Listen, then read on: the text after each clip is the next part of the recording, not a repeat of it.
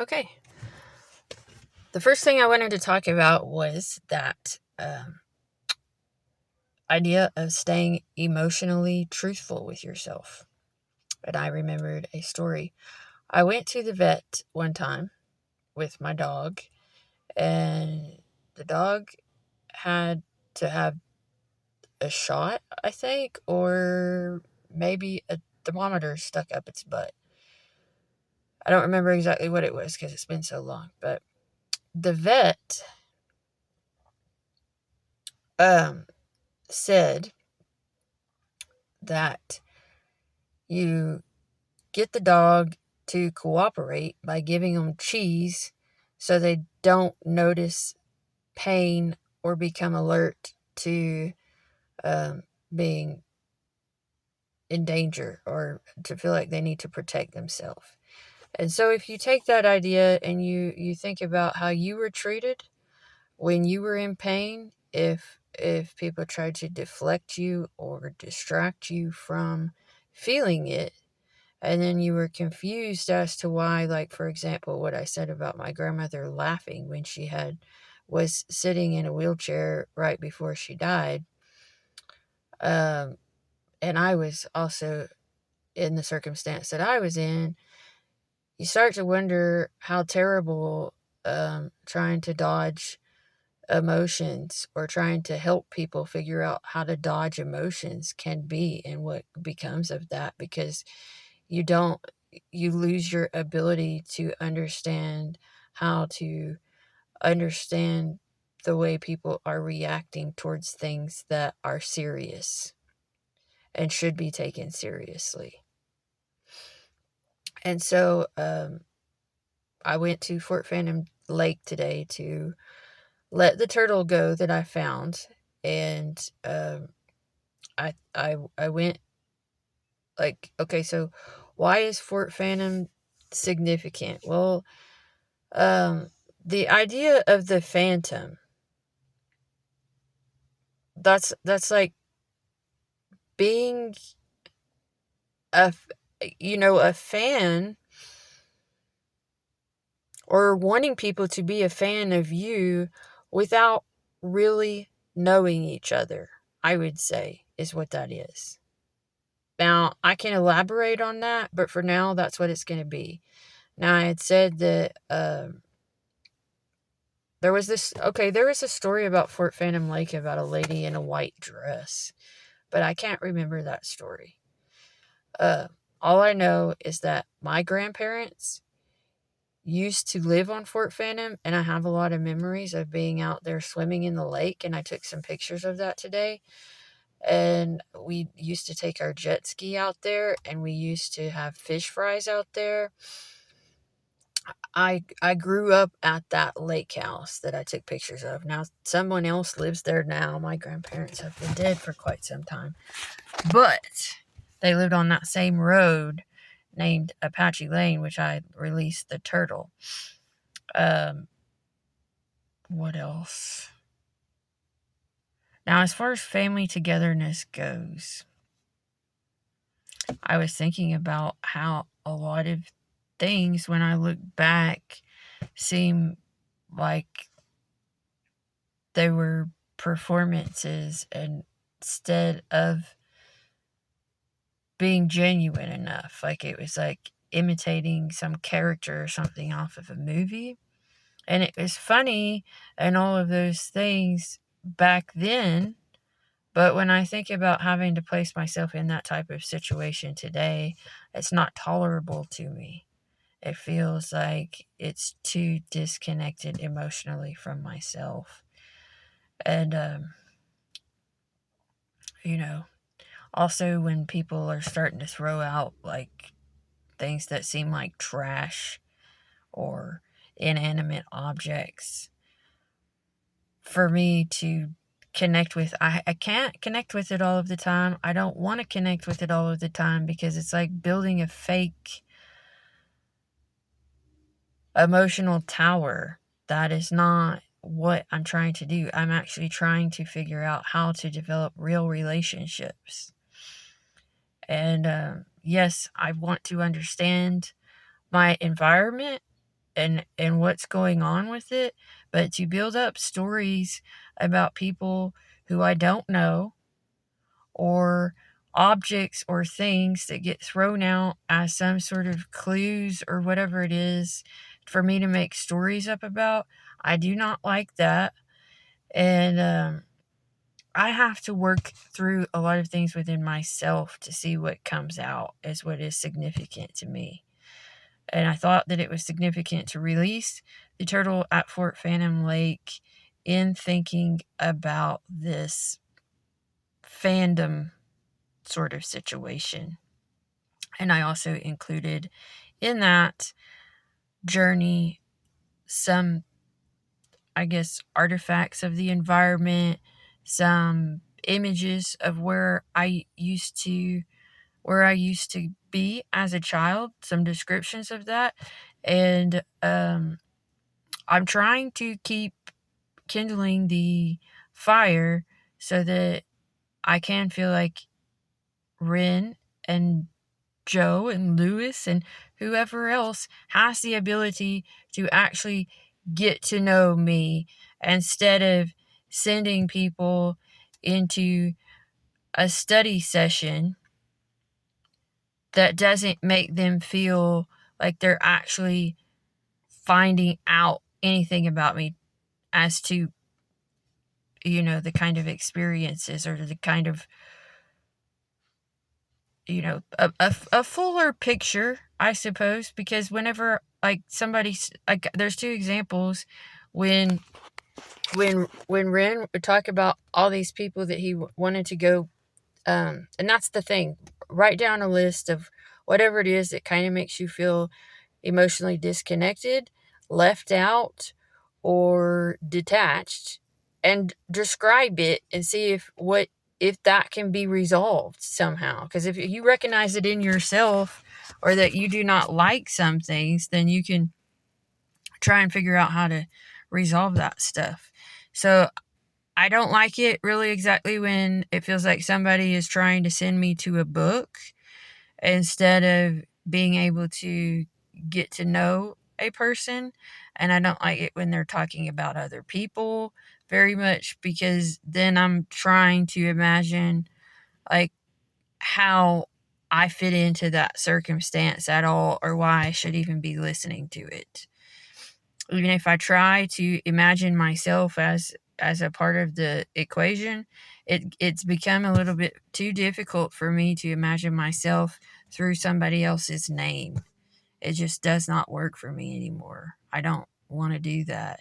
And then I don't feel like I can find that much self discovery through reading fictional books, because I don't want to place my imagination into trying to imagine if I was that character, when I can just simply try to create a,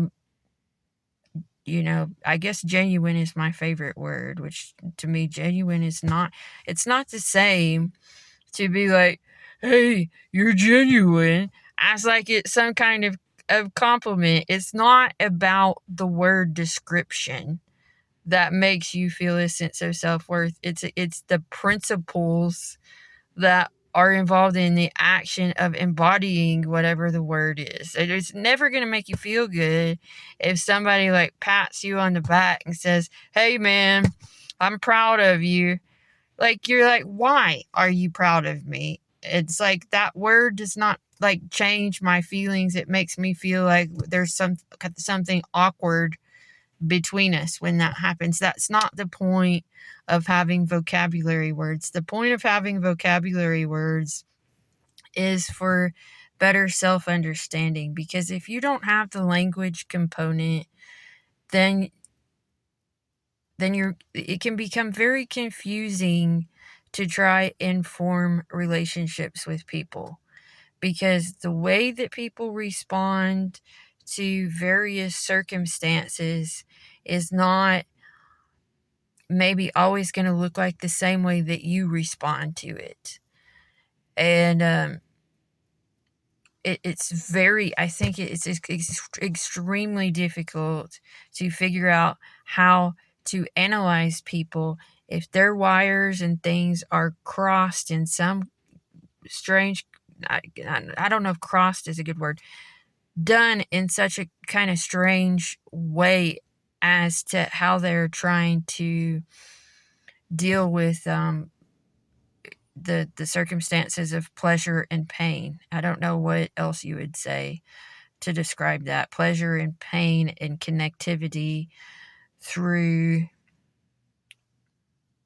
emotion and intellect. How else would you describe it? I mean, it's what you're trying to figure out is how to operate, function inside of your body where it feels like the things that you're deciding to do make sense for yourself, and you recognize that you can't be in a self bubble when so much of what goes on in the world is like involves cooperation. Okay. And so you really need to be able to know and understand the minds of other people. And I don't know how you do that. I do not know how you do that with all these, things that you're having to make up too much information about because people don't communicate with each other very much. And hopefully that can change. But the other thing I wanted to say was about stories, because I used to always ask my mother to tell me the story about how her and my father met. And the reason why I would do such things, to want to know about other people or to want to hear stories about other people when I was growing up, was because I didn't know how to figure out what to do with myself. And how do you, when you're looking for guidance in that sort of way, like, I need to figure out what to do with my life. I need to figure out how to take care of myself. I need to figure out how to, live in my body in a healthy sort of way. You want to gather information about love and career and all of these kinds of health, whatever it is, all these kinds of things, so that you can create a good life for yourself. And so that's why you want to hear about other people's stories, and then you ponder about the deeper meaning of that story, as to if there was anything even more symbolic, or if that they told you the story because it had something to do with yourself in some sort of way. There's all kinds of questions that arise. And so I don't know, man. I don't know. But to keep talking about these things, as to, I don't want to feel like this anymore. I want to be able to function and cooperate in a good feeling way with people, and I want to know how to do it.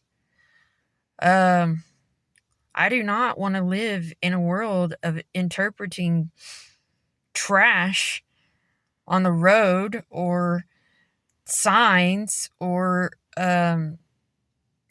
what else? But there was a Jeep that was at that park, a white Jeep that was at that park, and I was like, I am not going to take a picture of that. The Jeep thing is annoying me. It's like, you know what? That's not a true connection with a person. It is not. It's like something that's in your way because you don't understand why it's there. You don't know the person who's doing that to you. And like I said, anything that is a representation of love is not give you the feeling of love. That is intellect. That is analyzation and intellectual thought. Okay, you can build some tower of dreams in your mind by piecing together things that you've looked at out in the world, but what exactly is the true relationship value in that, when you do not know the people who are throwing out this stuff towards you to try and create off of or whatever else.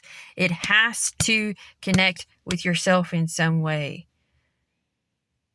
You wouldn't want to figure out how to get yourself a family or a group of people that you can work with if you didn't have this need for a deeper connection with people.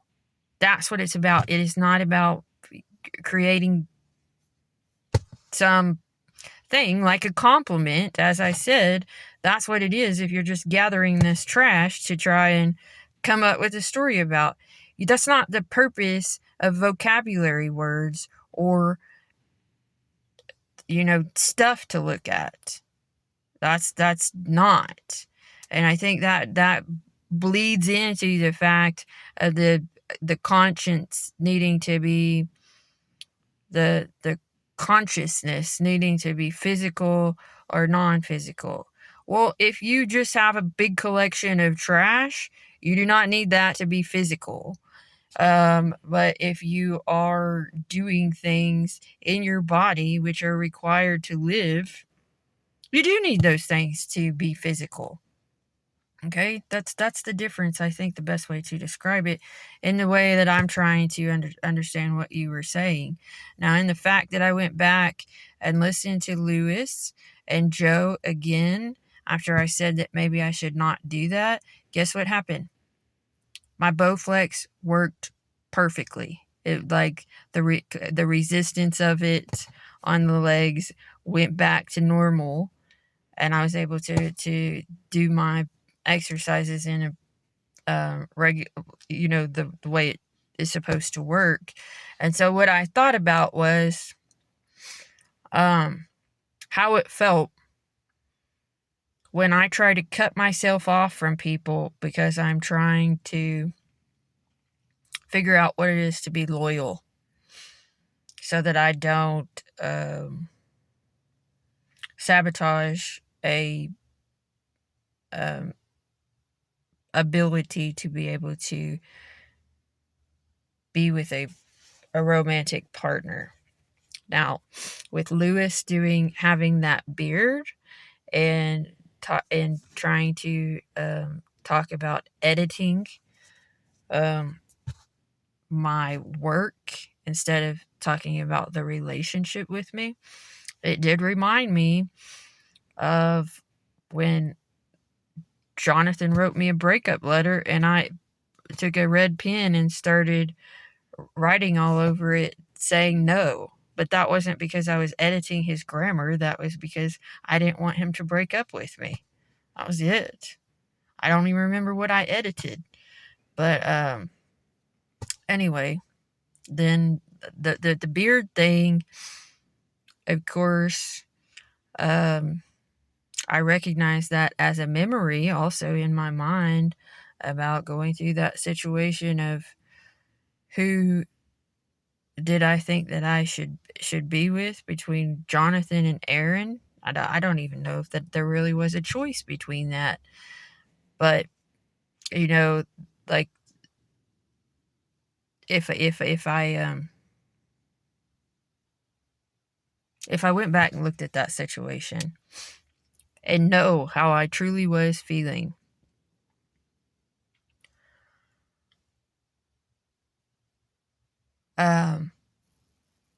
I would have chosen Jonathan is the answer to that. And that's because Jonathan encouraged me to take better care of myself. And that was important to me. And he, that I like the way that it felt, and that's just readdressing my past. But if I would have had that decision, that's what it would have been. So I'll get that off my chest. It's not that there's any qualities to say that that were, terrible about Aaron. It's the fact that the the lifestyle of partying and all of those things was not anything that I would have ever been able to accept. I couldn't, and I should have recognized that. I wasn't, if I couldn't have accepted it in another person, I couldn't accept it in myself. And that was a split that needed to happen. Let's see. So yeah, when I listened to Joe, I was glad I listened to him as well, because it seemed like I was understanding that it is not, when you want to share something with somebody, like if they say, "Oh, I enjoyed this book and I would like you to read it also," that it's not about sending you away from the person. It's that they want something to be able to connect with you about. If you're it, you have so many different things that you could do in that circumstance, as that's what I think.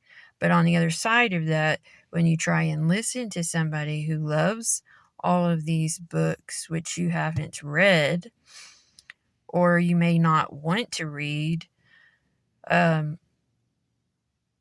it could put a distance between you, because that person wants you to be involved in the same types of things that they love. And that's all it is.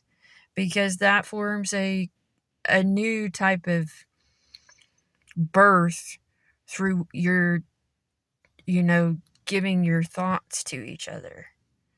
And the only reason that I don't like to read, that I prefer to write and learn about vocabulary words, is just because it feels truer to myself and more spontaneous and action oriented. I like the thought of meditating on vocabulary words and to how they're self-applicable. That's what I like. I used to like really getting into studying the roots of words, but I am a fan of the dictionary and the thesaurus and rhymes and all those kinds of things. I enjoy it, and I enjoy I enjoy the things that I do. Connecting the okay. So I was thinking the other day about how everything that you do is sort of like a medium. It helps you to get to know yourself, and then that medium can grow, or it can help you with your relationships with people. And I was trying to count how many that I had, and I was like, man, that number is getting high, and I will try and do that later. But let me see if I can do it. I've got my woodworking, the house construction, I've got my fish pond, I've got my dogs, I like to paint, I like to write, I like to listen to my people on the internet, and I like to communicate. Let's see, what else? I like to think about the farm dream. I like to think about how to soothe myself from my past and mend the world in some sort of way so it doesn't hurt anymore. So that's an aspect of counseling. I've got things that just add up and add up and add up, so I don't even know how many mediums I have that I use on a regular basis. But I do. I definitely do. I've got my gardening, my exercising,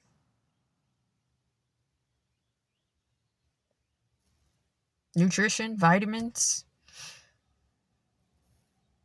So there's quite a lot of things that I include in this self sculpting, self or relationship types of experience. But I think that's good for today.